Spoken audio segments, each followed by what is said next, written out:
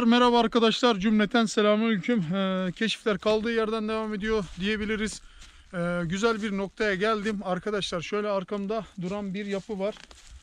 Yapı çok tuhaf bir şekilde ilgimi çekti ve alan taramayla güzel bir kontrol yaptım. Kontrol yaptığım esnada da harika bir sinyal yakaladım diyebilirim. Şimdi arkadaşlar buranın makinelerle güzelce bir kontrollerini sağlayacağım. Alan taramayla sinyal yakaladım ama tekrar alan taramamı tutacağım. Bakalım siz de görün. Değerlide ne kadar dönüyor? Boşluk ne var? Mineral nasıl? Bunları tek tek görmenizi istiyorum. Keşifler esnasında gelirken iki büyük kazıyla karşılaştık. Dedektörümle de kontrol ettim. Biliyorsunuz ama dedektörümde herhangi bir güçlü sinyal yakalayamadım. Şimdi burada alan taramamızda sinyalimizi yakaladık. Şartlarımız zor olsa da keşiflere kaldığımız yerden devam ediyoruz. Bakalım dedektörümüzde sinyalsel olarak nasıl bir tepkime verecek. Hemen arkasında yeraltı görüntülemeyle de buranın grafiğini çıkarmaya çalışacağım arkadaşlar. Sizle de bu durumu paylaşacağım. Şöyle söyleyeyim arkadaşlar.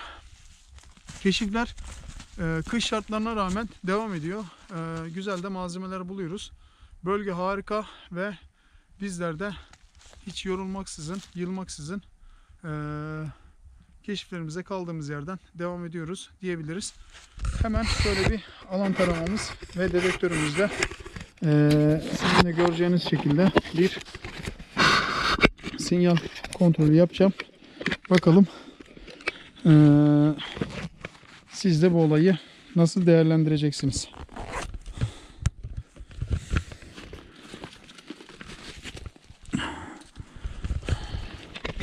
Evet arkadaşlar, alan taramamız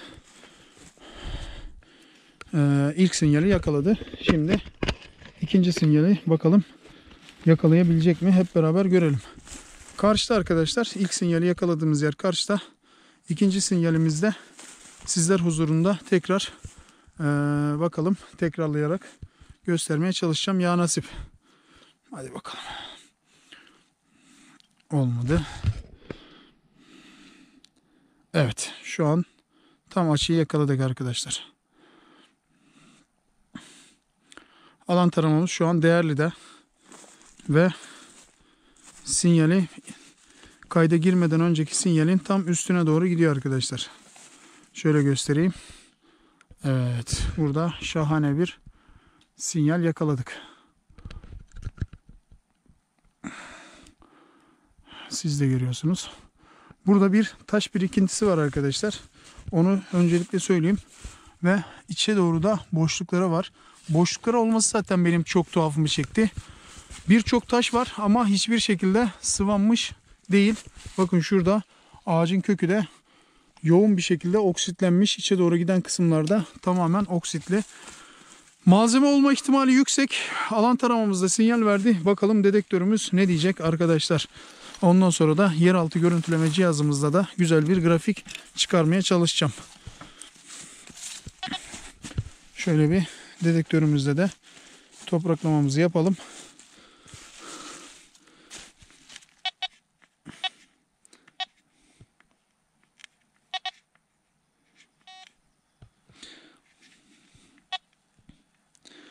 Evet. Bakalım altlarda herhangi bir şey var mı?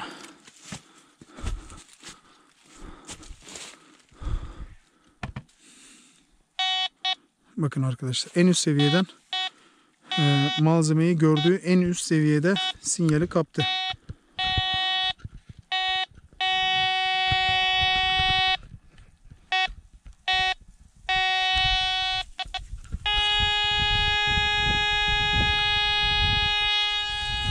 Evet, ayrımda da harika bir sinyal veriyor.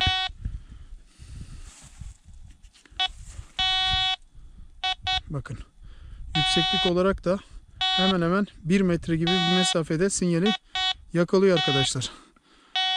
Dedektörümüz alan taramamızın yakalamış olduğu noktada. Ayrımda ne kadar yakalıyor? Bakın. Evet. Ayrımda da K37 aynı açıdan, aynı yükseklikten yakalamaya devam ediyor arkadaşlar. Şimdi bakalım yeraltı görüntülememiz nasıl bir grafik verecek. Şimdi telefonumu açayım.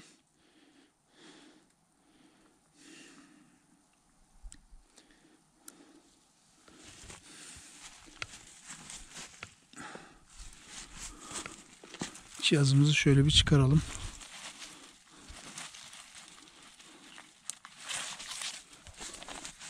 Cihazımız şöyle bir dursun bakalım. Evet. Cihazımız bağlandı. 3B tarama diyelim. Ve ayarlarımızı yapalım. Kasamızın fiziki şartlarına göre ayarlarımızı yaptık arkadaşlar. Şimdi de bakalım nasıl bir grafik çıkaracak. Bize hep beraber görelim.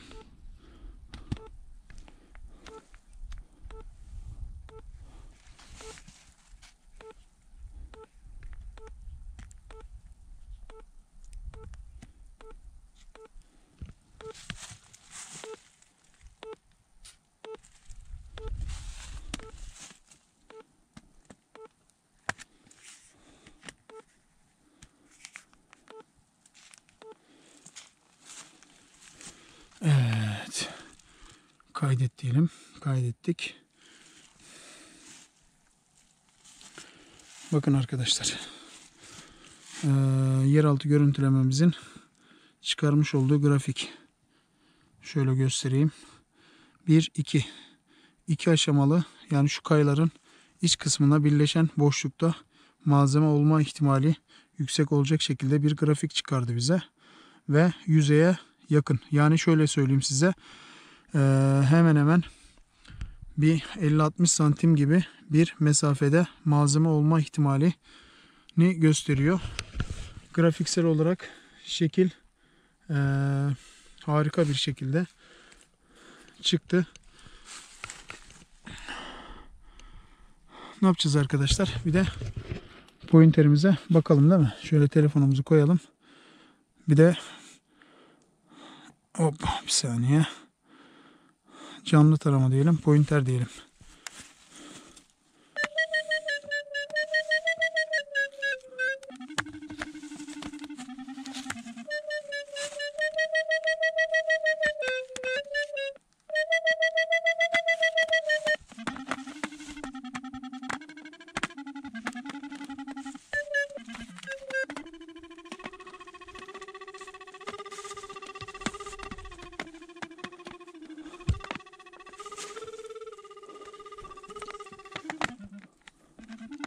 Bakın şurada sinyal kesiyor arkadaşlar. Burada başka bir olay olabilir. Bakın sinyal kesti burada. Gördünüz mü? Orada farklı bir olay var. Bakalım ne çıkacak.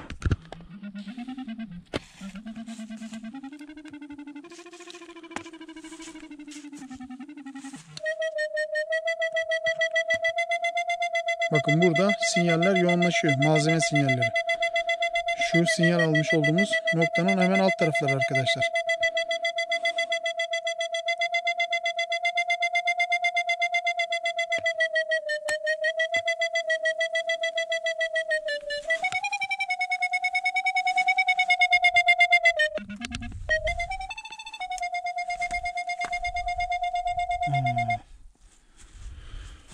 Yeraltı görüntüleme cihazımızda da bir güzel sinyal yakaladık ve ne yapıyoruz arkadaşlar? Hemen şöyle cihazlarımızı koyuyoruz. Kameramızı hiç kapatmadan şöyle başımıza sabitleyerekten buranın çalışmalarına başlayacağız. Şu kameramızın saplarını bir değiştirmemiz lazım. Yüksek müsaadenizle arkadaşlar.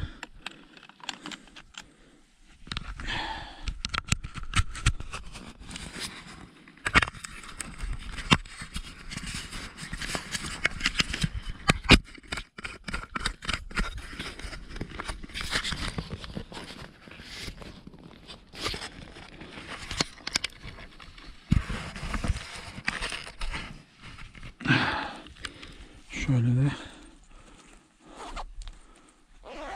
güzel bir çalışma pozisyonu alaraktan olayımıza girelim. Dedektörümüze baktık. Yeraltı görüntülememizde de baktık. Cihazlarımızı şöyle bir başlı toplayalım. Pointerimize bakacağız ve olayımıza gireceğiz arkadaşlar.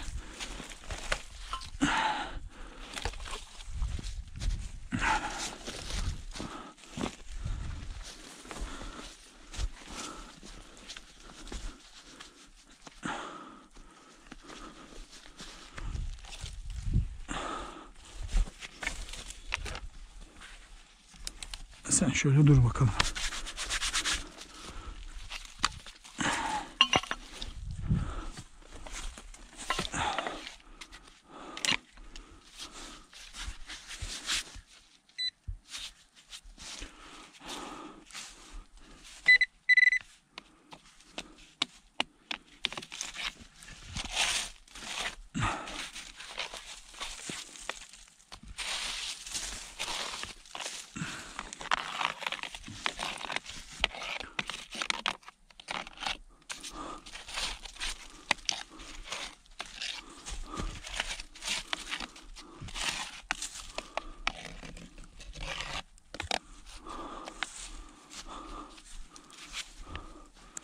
Sen de şöyle bir şurada bekle. Hadi bakalım ya nasip.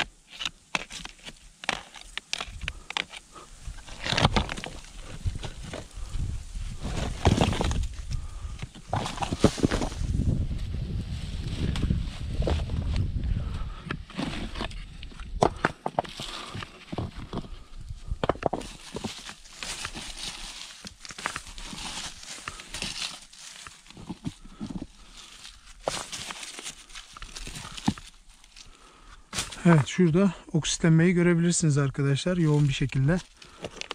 Ve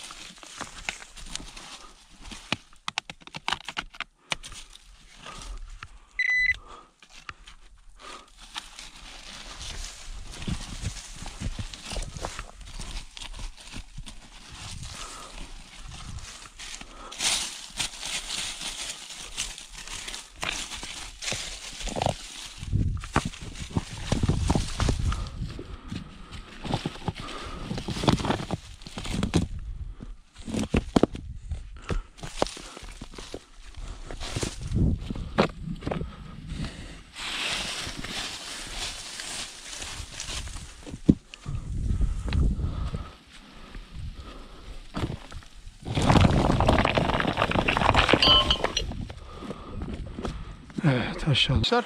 Güzel, harika bir noktadayız. Şöyle altımızdan dere akıyor. Altımızda ilkel bir ne var arkadaşlar? Köprü var. İlkel bir köprü. Tamamen el gücüyle yapılmış bir köprü. Ve altından deremiz akıyor. Biz de harika bir bölgeye geldik. Burada dedik keşiflerimize başlayalım. Yaşama dair izler var arkadaşlar. Güncel yaşam da var burada. Tabii biz hiç kimsenin hiçbir şekilde özel mülkiyetine girmiyoruz. Tamamen geçerken güzelliği ve keşif esnasında nasıl bir yol haritası izlediğimize dair güzel bir çekim almak amacıyla kayda girdim. Şöyle göstereyim arkadaşlar. Gerçekten, köprü gerçekten tarihi eser diyebiliriz. Hemen şu 100 yıllık çınarda başucunda, evet, güzel bir keşif olacağını düşünüyorum. Şöyle, burası dere arkadaşlar. Büyükdere diyorlarmış yöre halkı buraya. Şu an kış ayındayız ve yerde karlar var, görüyorsunuz. Kış ayında olmasına rağmen eskisi gibi güçlü ve gür akmıyor.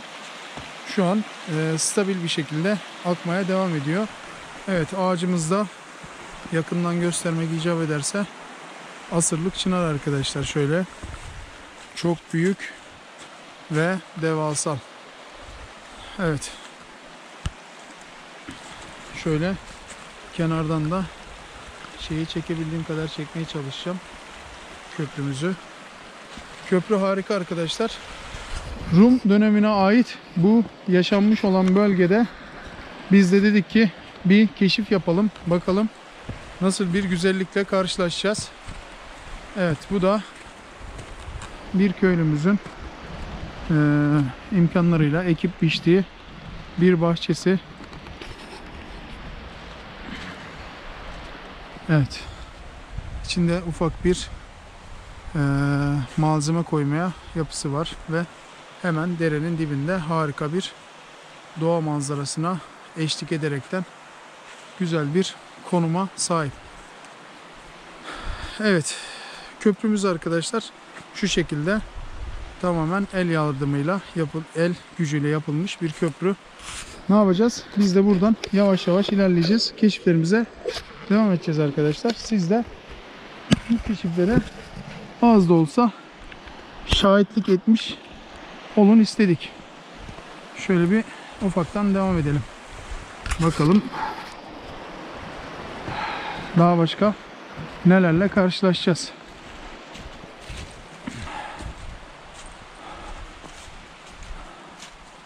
Evet.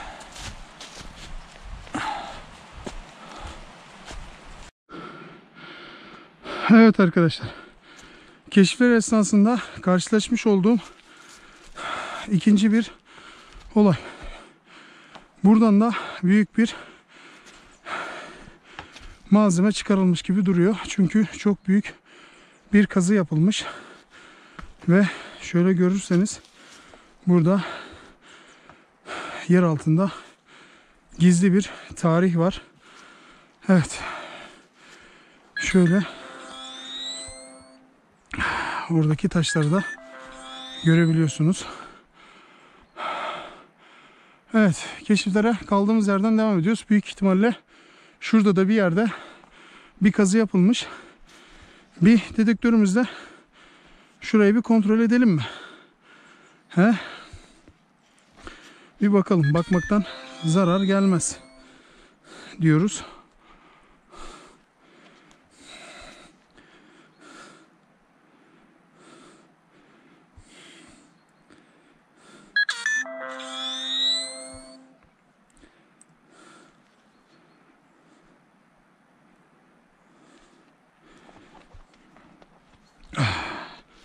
Evet, dedektörümüz aktif arkadaşlar.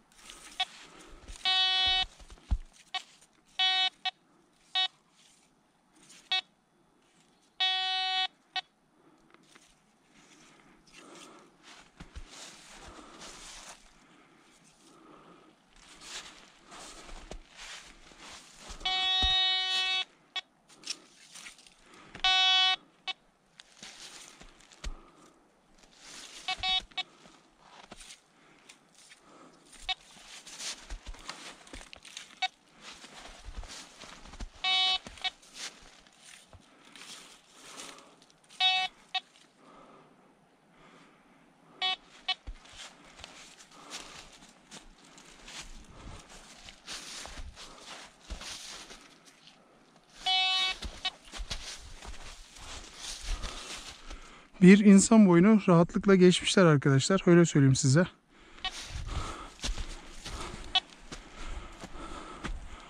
Ama herhangi bir sinyale rastlamadık.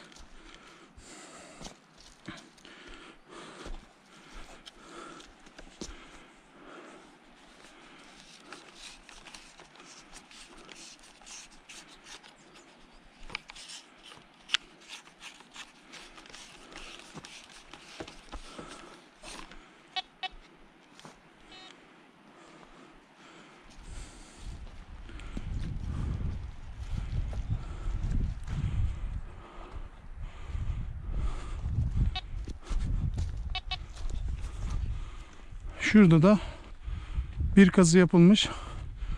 Oraya da bakmak istiyorum.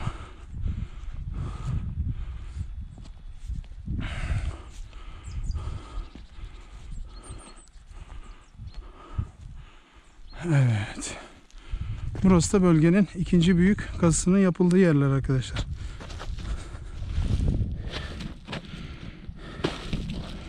Evet. Maden olarak zengin bir bölgeye sahip ama define var mı yok mu onu tam olarak şu an anlayamıyorum. Buraya da bir dedektörümüzle bir bakalım.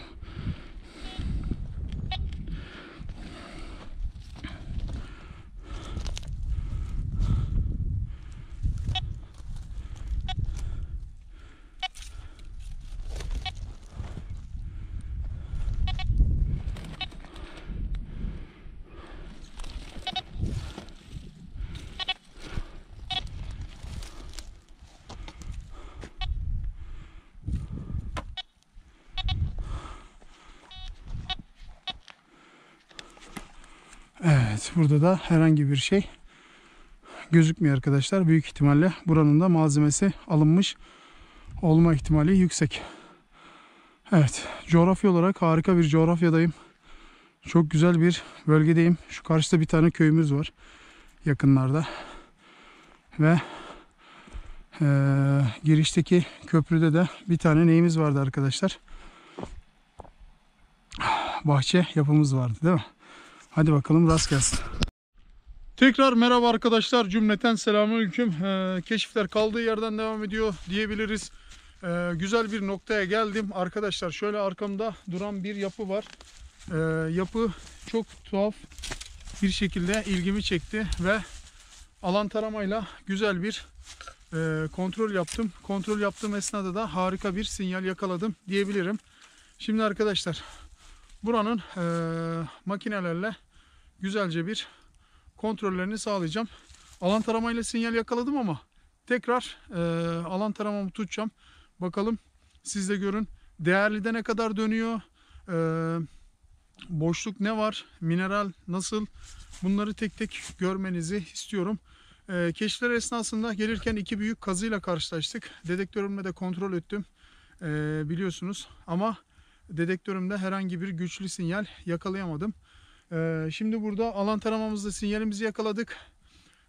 Şartlarımız zor olsa da keşiflere kaldığımız yerden devam ediyoruz. Bakalım dedektörümüzde sinyalsel olarak nasıl bir tepkime verecek. Hemen arkasında yeraltı görüntülemeyle de buranın grafiğini çıkarmaya çalışacağım arkadaşlar. Sizle de bu durumu paylaşacağım. Şöyle söyleyeyim arkadaşlar. Keşifler kış şartlarına rağmen devam ediyor. Güzel de malzemeler buluyoruz. Bölge harika ve bizler de hiç yorulmaksızın, yılmaksızın keşiflerimize kaldığımız yerden devam ediyoruz diyebiliriz. Hemen şöyle bir alan taramamız ve dedektörümüzle sizin de göreceğiniz şekilde bir sinyal kontrolü yapacağım. Bakalım siz de bu olayı nasıl değerlendireceksiniz?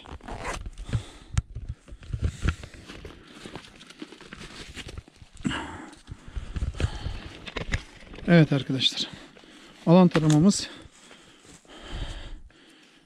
ilk sinyali yakaladı. Şimdi ikinci sinyali bakalım yakalayabilecek mi? Hep beraber görelim. Karşıda arkadaşlar, ilk sinyali yakaladığımız yer karşıda. İkinci sinyalimizde sizler huzurunda tekrar Bakalım, tekrarlayarak göstermeye çalışacağım. Ya nasip. Hadi bakalım. Olmadı. Evet, şu an tam açıyı yakaladık arkadaşlar. Alan taramamız şu an değerli de ve sinyali kayda girmeden önceki sinyalin tam üstüne doğru gidiyor arkadaşlar. Şöyle göstereyim. Evet, burada şahane bir sinyal yakaladık. Siz de görüyorsunuz. Burada bir taş birikintisi var arkadaşlar. Onu öncelikle söyleyeyim. Ve içe doğru da boşlukları var.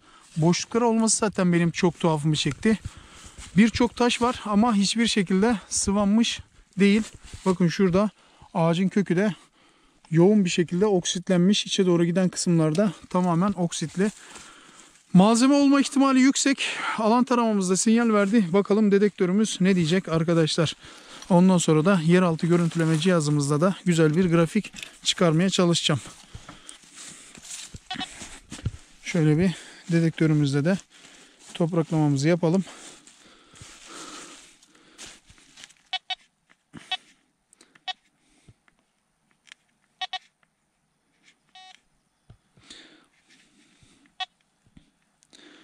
Evet. Bakalım altlarda herhangi bir şey var mı?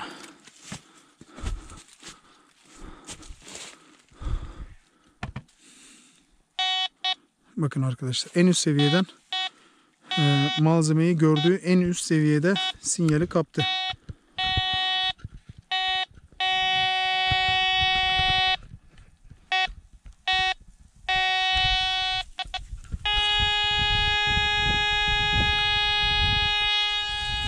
Evet, ayrımda da harika bir sinyal veriyor.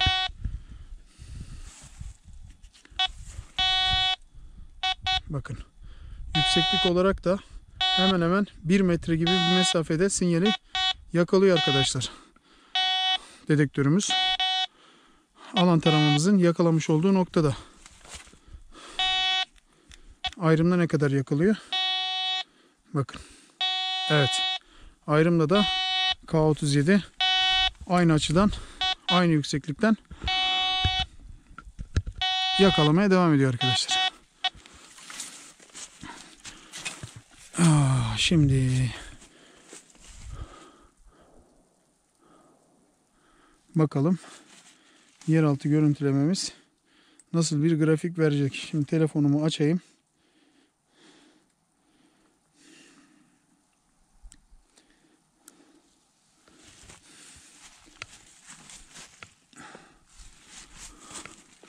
Cihazımızı şöyle bir çıkaralım.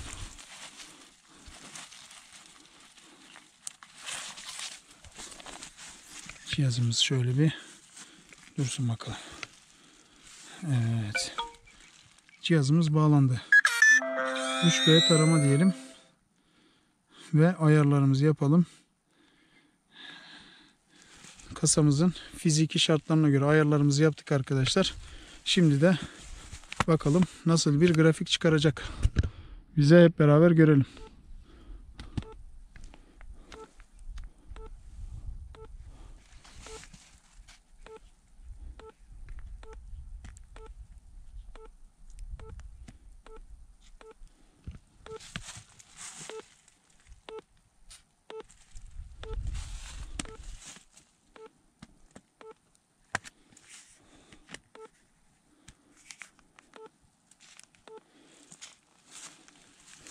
Evet.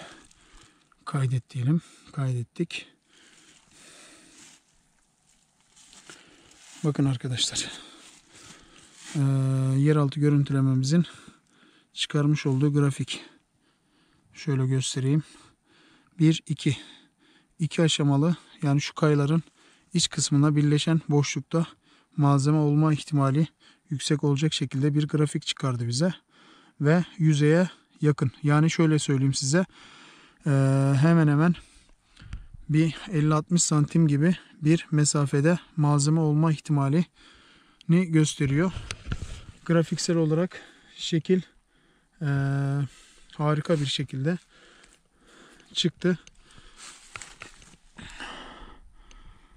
Ne yapacağız arkadaşlar? Bir de pointerimize bakalım değil mi? Şöyle telefonumuzu koyalım. Bir de hop bir saniye. Canlı tarama diyelim. Pointer diyelim.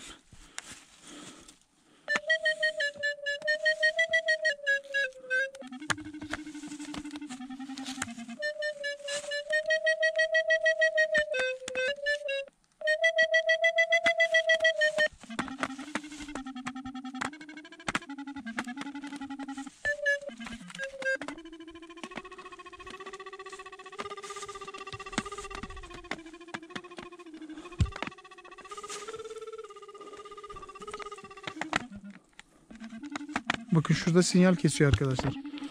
Burada başka bir olay olabilir. Bakın sinyal kesti burada.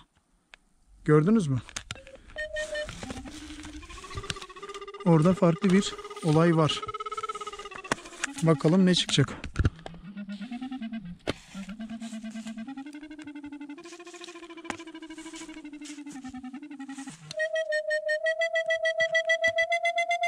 Bakın burada sinyaller yoğunlaşıyor. Malzeme sinyalleri. Şu sinyal almış olduğumuz noktanın hemen alt tarafları arkadaşlar.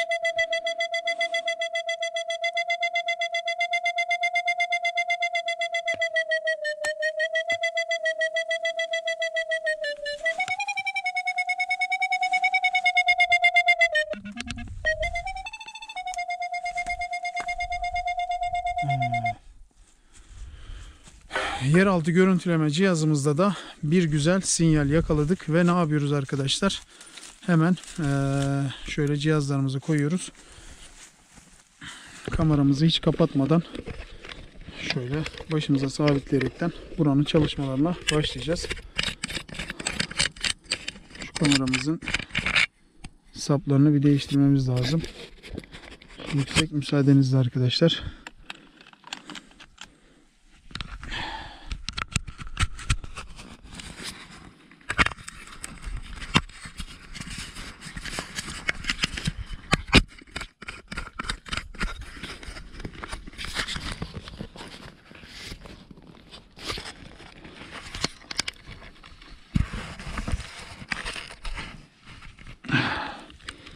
Şöyle de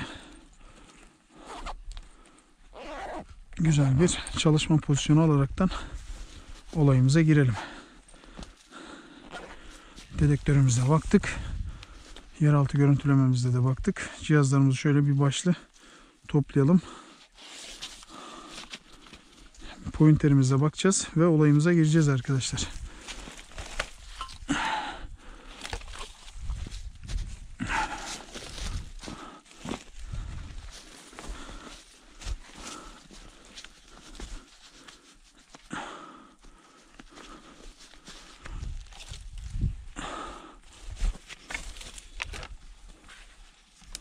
Sen şöyle dur bakalım.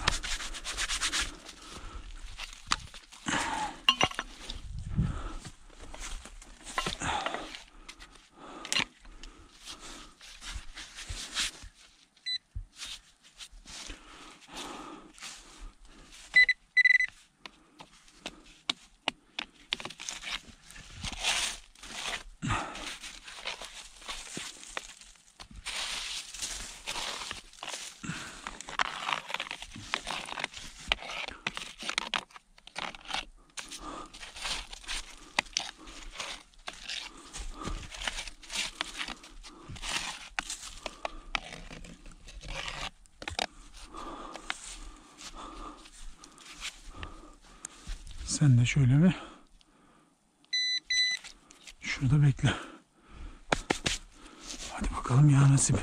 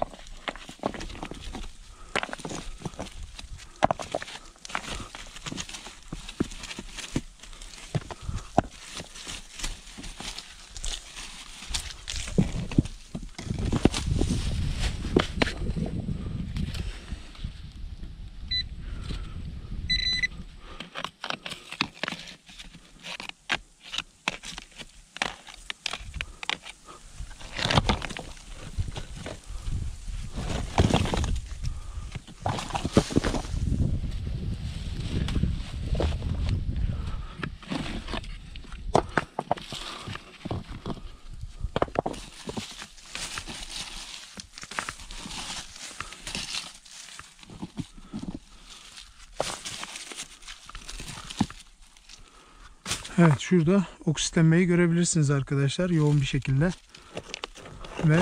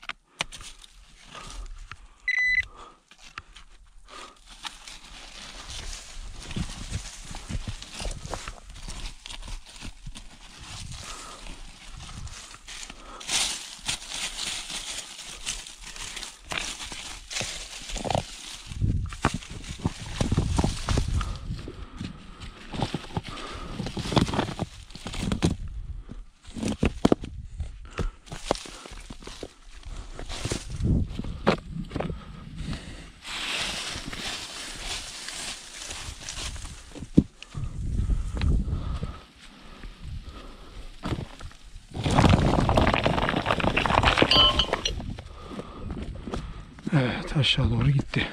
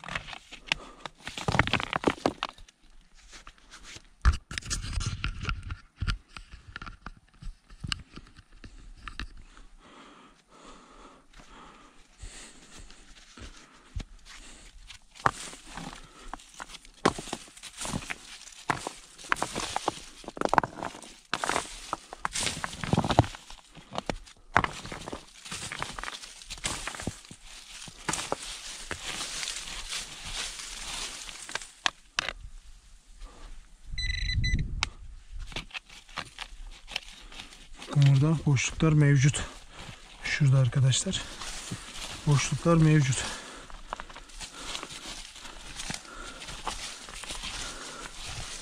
Bölge harika bir coğrafi konuma sahip arkadaşlar. Her an herkese ait define çıkma ihtimali yüksek. O yüzden ne çıkacağını çok merak ediyorum. Sinyaller doğrultusunda bir şeyle karşılaşacağız inşallah. Ama neyle?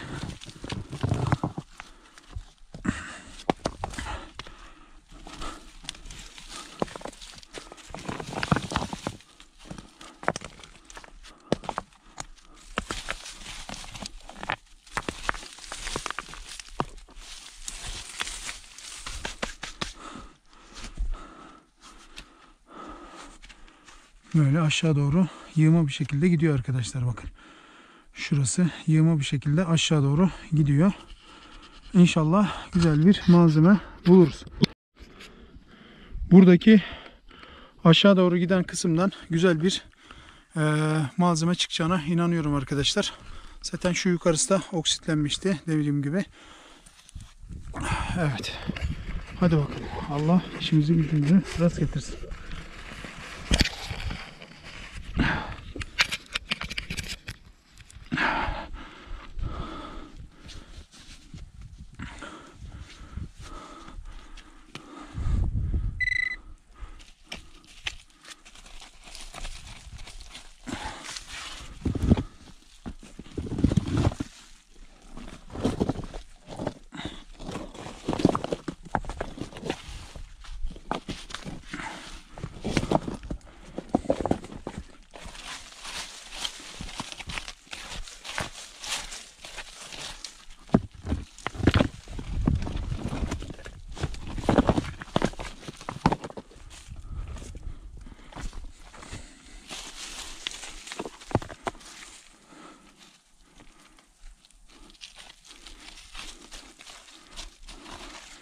dedektör kontrolü yapalım arkadaşlar.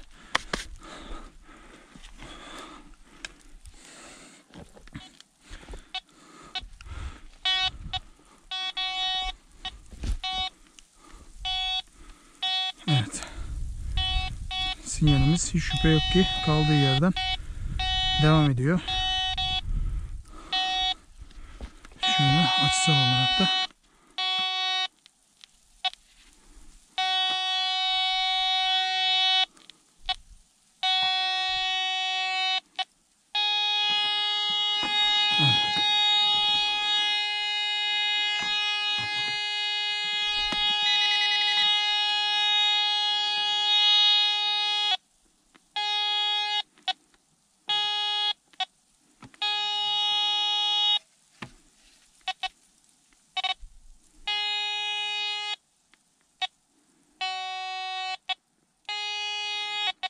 evet. Sinyal kaldığı yerden devam ediyor. Ne yapacağız arkadaşlar? Şöyle şurayı alacağız bakalım.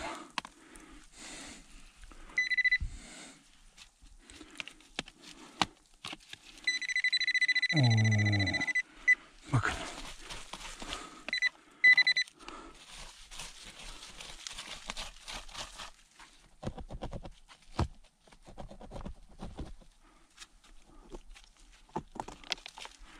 Şurayı yıkmadan alabilecek miyiz?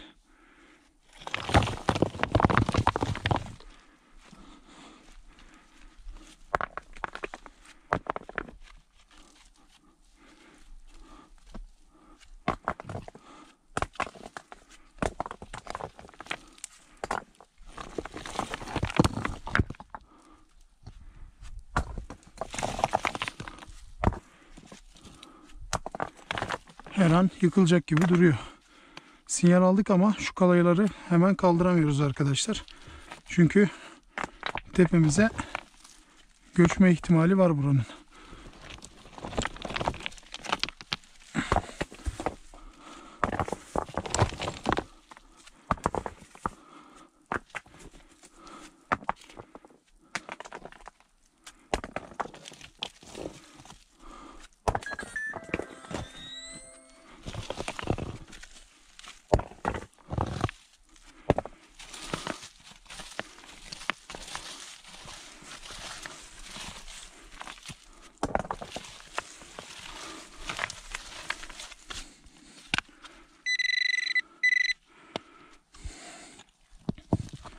Of of of of of of of of of.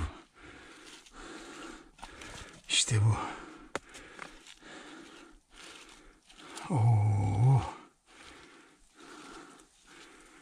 Oo, bu bir tepsiye benziyor. Aman Allah'ım.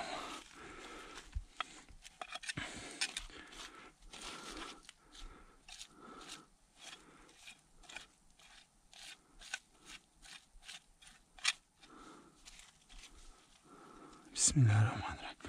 Harika.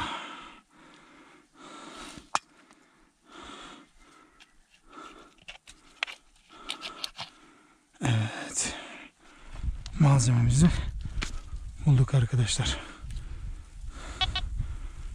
Dedektörümüzde bakın sinyal gitti. Evet, sinyal gitti arkadaşlar. Of of of of of of of.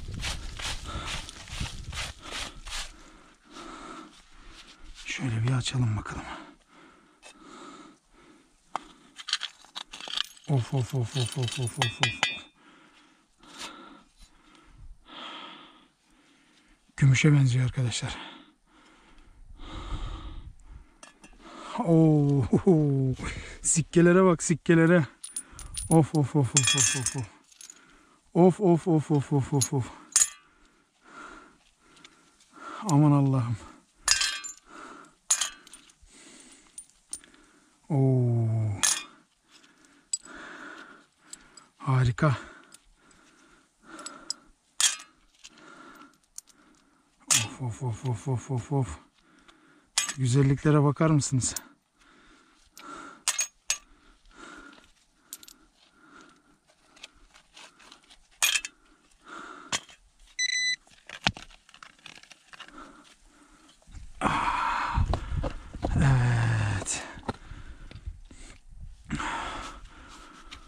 Kar kış kıyamet. Yığma bir kasa. Harika malzemeler arkadaşlar. Yine avuç dolusu sikkelerle karşılaştık.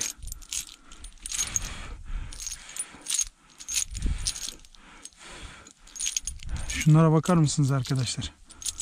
Harika. Ne diyoruz arkadaşlar? Yine güzel bir bölgede harika bir keşif, harika bir malzeme. Evet, yığma kasadan çıkan muhteşem hazine arkadaşlar. Büyük ihtimalle Roma dönemine ait. Burada da zaten çok büyük kazılar olmuş arkadaşlar, ama arkadaşlar büyük ihtimalle yanlış yerde sinyal yakalamışlar ve yanlış yerleri kazımışlar. Bu yapı zaten geldiğimden beri dikkatimi çekiyordu. Alan taramanın sinyal almasıyla birlikte harika bir malzemeyle karşılaştık. Malzemeler hakkında ve kasa hakkında bilgisi olanlar lütfen yoruma belirtsin. Sizleri seviyorum. Bir sonraki macerada görüşmek dileğiyle diyorum. Bizleri takipte kalmaktan vazgeçmeyin. Abone olmayı unutmayın. Likelamayı unutmayın. Sizleri seviyoruz. Küçük Vadi'nin de selamıyla bugünümüzü tamamlıyoruz. Allah'a emanet olun. Sağlıcakla kalın arkadaşlar.